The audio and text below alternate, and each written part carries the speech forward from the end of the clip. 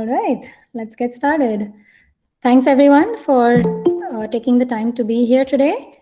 My name is Neha Deodhar and I'm a software engineering manager in Google. I work on the Cloud Spanner team. Today I'm going to be talking about how you can scale your businesses using multi-region configurations in Cloud Spanner. I hope this is going to be an interactive session, so do feel free to ask questions as I'm presenting. So here's the agenda for today. I'll go over some brief introduction for Cloud Spanner and give you an overview of the architecture. We'll then dive into how regional and multi-region configurations work in Cloud Spanner. So you get an idea of what sort of use cases are useful for regional, what sort of use cases would you use multi-region configurations for. I'll also go over the different replica and read types that are available. And then discuss how Cloud Spanner handles failure. So let's say that you have a server, zone, or region failure. How does Cloud Spanner handle it and continue to ensure that the database remains available for you? So what is Cloud Spanner? In a gist, it's a distributed relational SQL database that supports ACID transactions. It brings the best of both SQL and NoSQL worlds. Like SQL databases, it supports relational schema structure, ACID transactions. It is strongly consistent. It supports the highest consistency guarantee, in fact, called as external consistency. It supports ANSI SQL. At the same time, like NoSQL databases, it is highly scalable. It has 5 nines of availability. It's a fully managed database service, so you don't need to worry about doing any cluster administration or database administration, doing failovers, none of that. All of that, this is taken care of for you by Cloud Spanner. A lot of mission critical applications and services within Google use Spanner, so it's been battle tested in that sense by Google.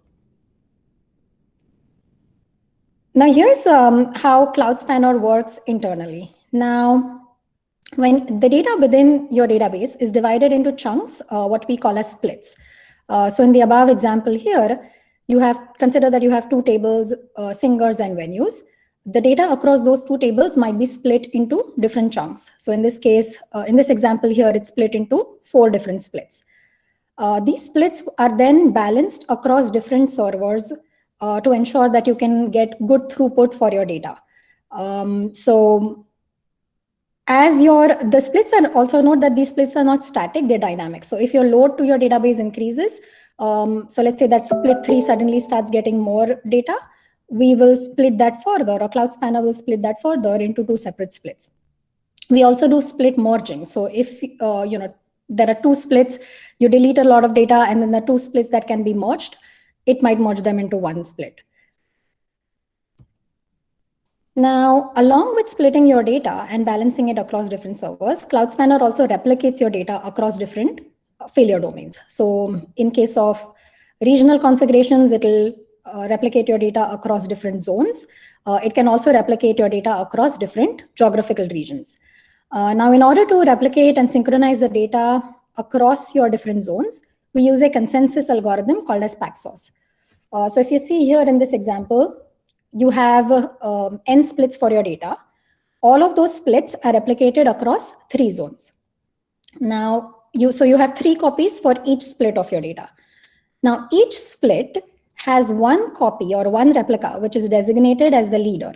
Now, this leader election is done using the Paxos consensus algorithm. The leader replica is then responsible for doing the writes. And in order to ensure strong consistency of your data, it will ensure that at least 2 out of 3 replicas, or a majority of the quorum, or it uses a majority quorum in order to commit the write. Now for transactions that involve multiple rows, so let's say that you are doing a write that goes to multiple splits, your write will now need an extra layer of coordination, or your write transaction will need an extra layer of coordination called as a 2-phase commit, where the different splits act as participants in the 2-phase commit, and then there's 1 split which acts as the coordinator and coordinates the transaction. Also note that because these servers are distributed, Cloud Spanner uses something known as true time to ensure that the data across the geographically distributed servers is consistent. So TrueTime is a highly available distributed clock that is on all Google servers.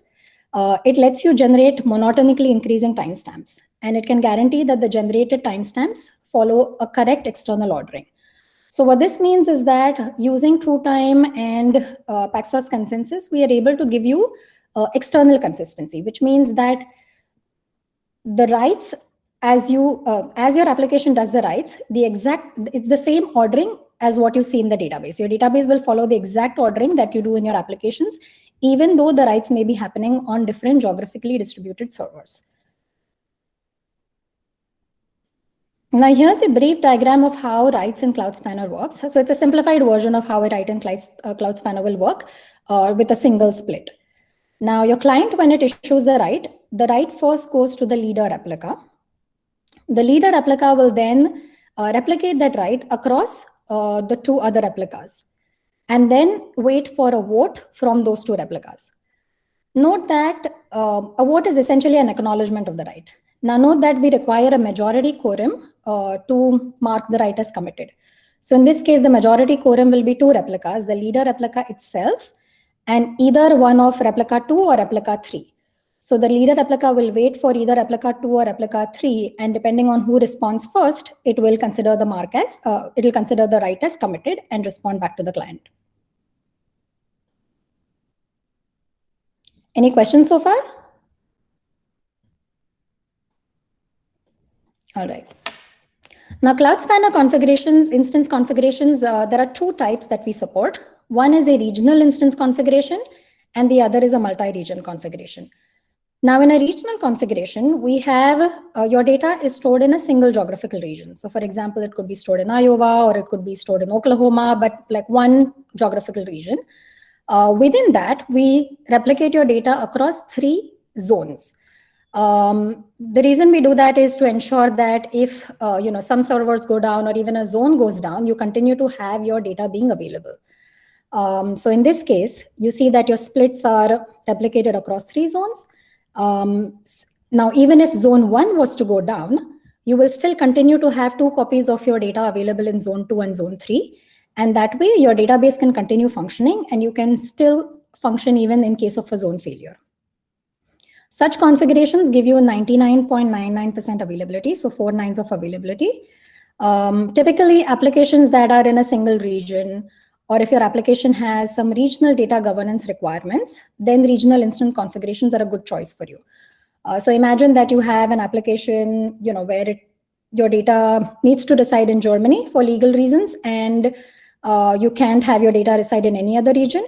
For such configurations, regional instance configuration might be, for such applications, regional instance configuration will be a good choice.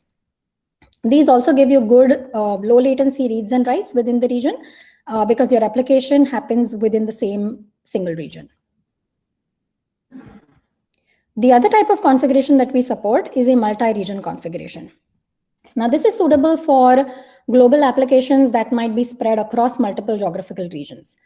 Now, there are various aspects to multi-region configuration. So I'll go over some of these today.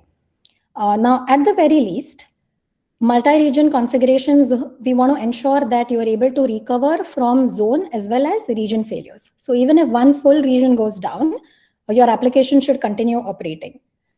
In order to do that, we create 5 copies of your data, and they are replicated across 3 zones. So if you look at this example here, so this is an example NAM Europe Asia configuration that we have. Here you have 5 copies of your data. 2 copies are stored in Iowa, 2 copies are stored in Oklahoma, and 1 copy, which we call as a witness copy. I'll get to that. I'll get to what a witness copy is in a little bit. But we have a 5th copy stored in South Carolina. Now with 5 replicas, you need a quorum majority of 3 out of 5 in order to commit the write. So this means that even if one region goes down, so let's say Iowa goes down and these 2 replicas are no longer available, you still have 3 replicas in Oklahoma and South Carolina available, and your application can continue operating. So even when the whole of Iowa fails, your application remains unimpacted. One of the reasons So one thing that I want to call out here is that for Cloud Spanner, our writes always do synchronous replication, which means that let's say that you have a leader in Iowa. When it replicates the write to the rest of the replicas, it's a synchronous write to all the other four replicas. And you wait for an acknowledgement from two out of the other four replicas to come back before committing the write. Now, in order to do this, you want to make sure that the replicas that are involved in your writes are close together, because you don't want to wait for a very long time for an acknowledgement from a faraway replica. So this is why you'll notice that the write quorum is entirely based in the US, because we want to make sure that your write latencies continue to remain low. Now, if you have a global application that's spread across the world, so let's say you have some users in Asia, some users in Europe, in order to serve faster reads for those users, you can use what is known as read-only replicas in those regions. So in this configuration, for example, we have additional read-only replicas, 2 in Taiwan and 2 in Belgium. And those can serve low latency reads to the users in Europe and Asia. Such configurations give you 5 nines of availability, and they help you recover from a higher number of failures. So zone as well as region failure is what they can tolerate. Now, drilling into the details of the read, write, and witness replicas a little more. Like I mentioned before, Cloud Spanner application is synchronous, and because you want to wait for an acknowledgement from majority of the replicas involved in the write quorum, you want to ensure that these regions, the 3 regions that you select as your read-write regions, are relatively close to each other. So at least in the same continent, or let's say within 1,000 miles of each other, or so on. These read-write replicas, they all store a full copy of your data.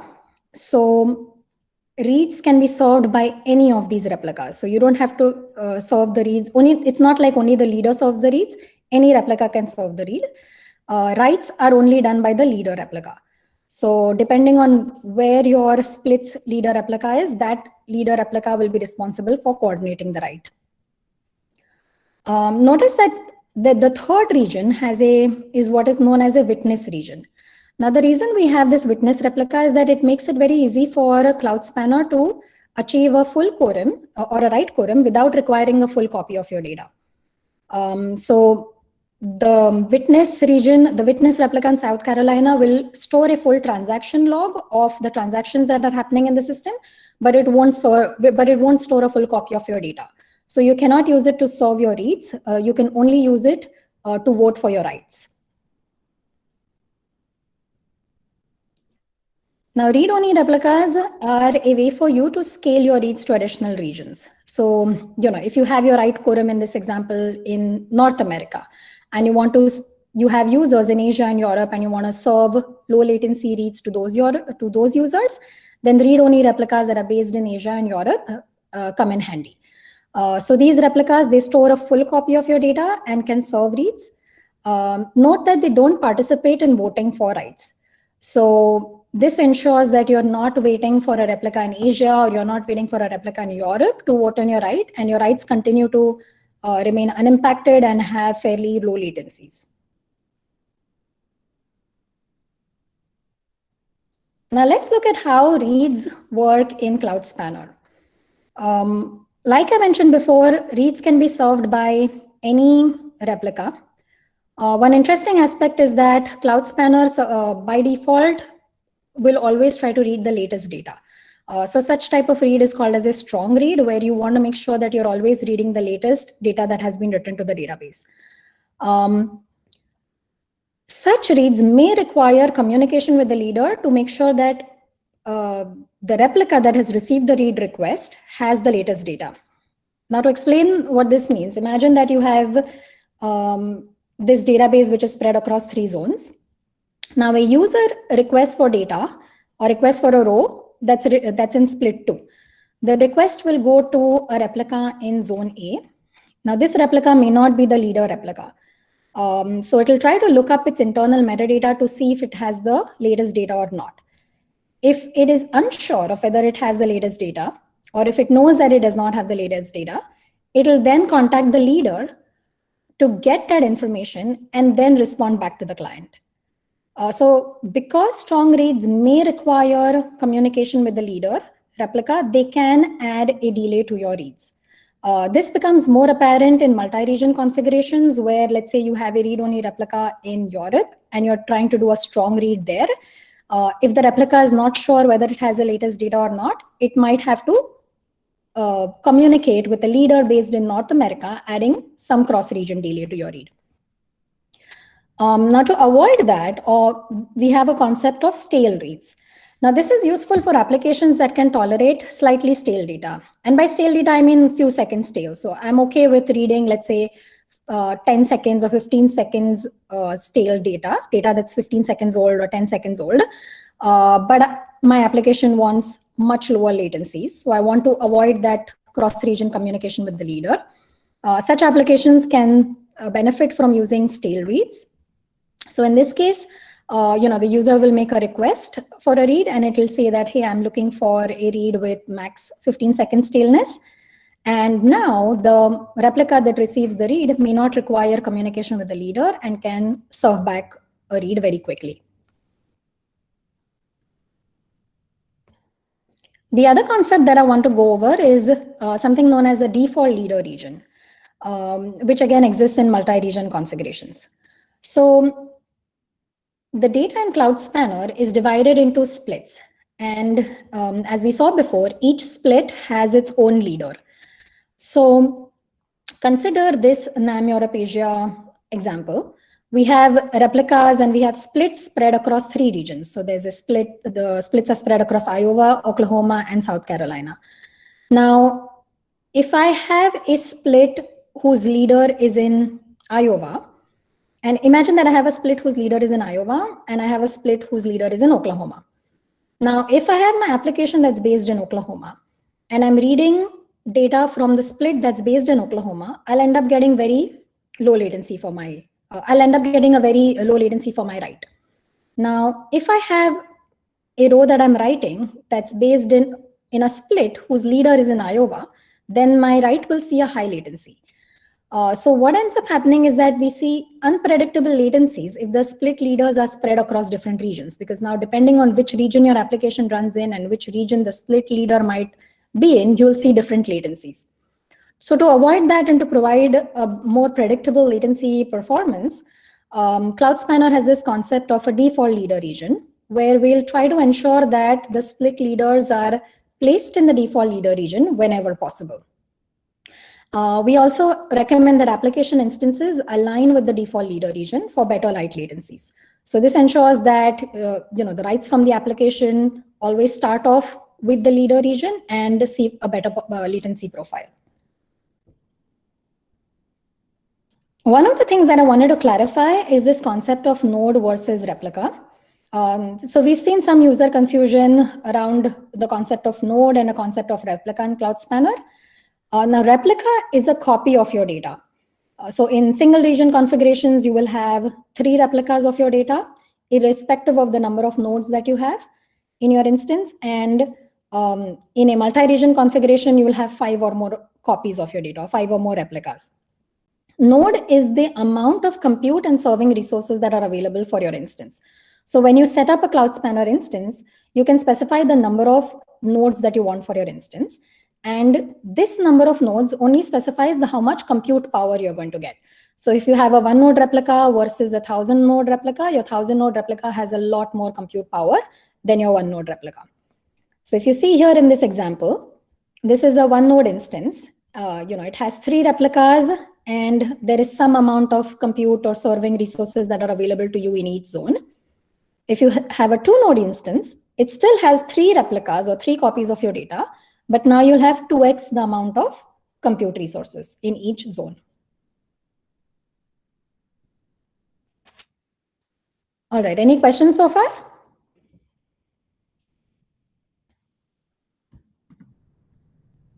Okay, so let's move on to how failures are handled in Cloud Spanner.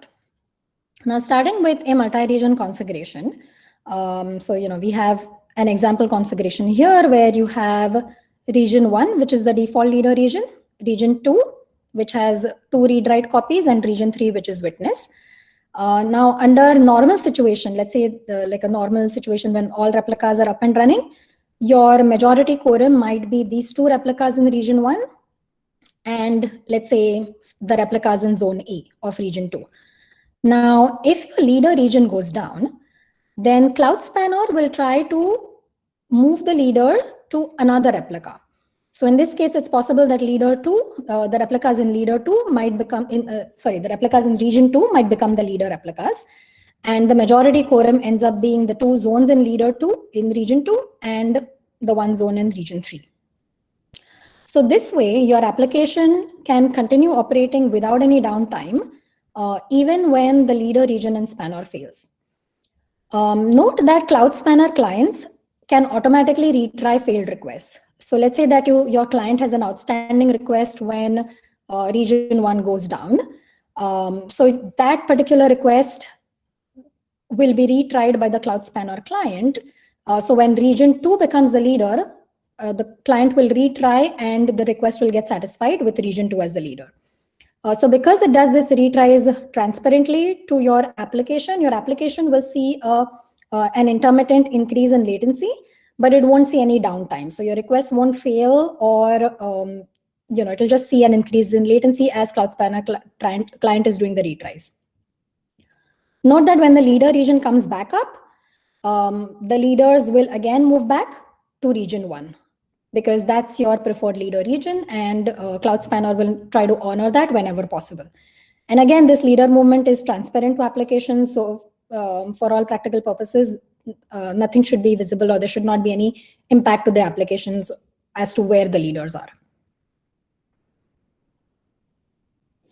Now let's consider what happens when some other region fails, right? It's not the leader region, it's some other region that ends up failing.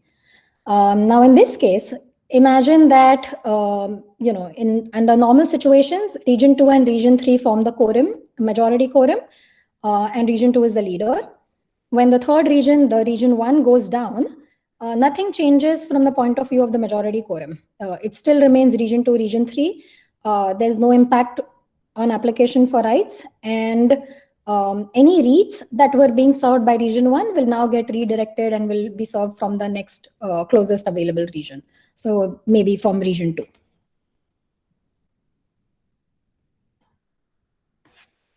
Now let's look at what happens in case of a zone failure. Now this is a more interesting case if the zone failure is in the leader region. So let's imagine, again, go back to the example where your majority quorum consists of 2 zones from the leader and 1 zone from the second read-write region. Now in this case, when zone A fails, all the leaders that were in zone A will now move to zone B. So note that Cloud Spanner will try to ensure that the leader continues to remain in the same zone. So we won't, as long as it's available. So we won't move to zone A in region 2. Instead, the leaders will move to zone B in region 1 and continue to maintain the default leader region. The quorum will now change to maybe zone B from region 1 and then all of region 2. So as before, there's no downtime on applications. Applications might see an increase in write latency as clients retry some intermittently failed requests.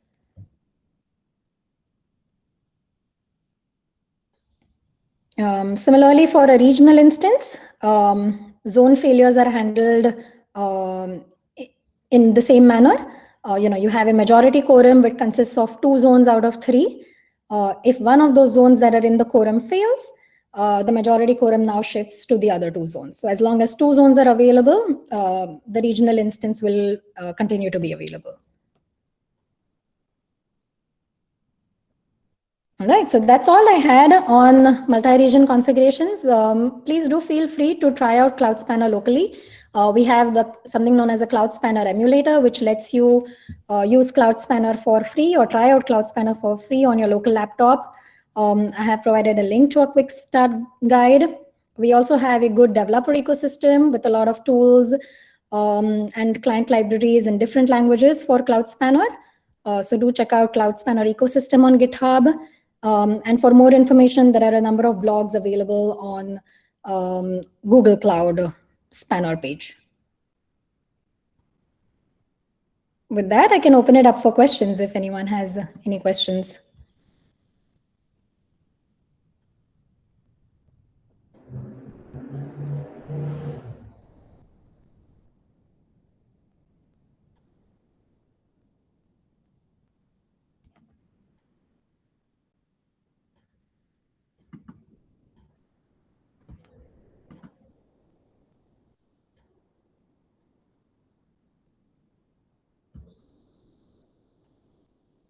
No questions?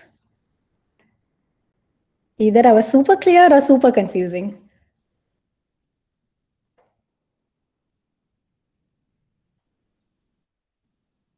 All right. I think we can wrap it up if there are no questions. Thanks, Vijay. I think we can wrap it up if there are no questions. Thanks, everyone, for your time. Do feel free to check out our blogs.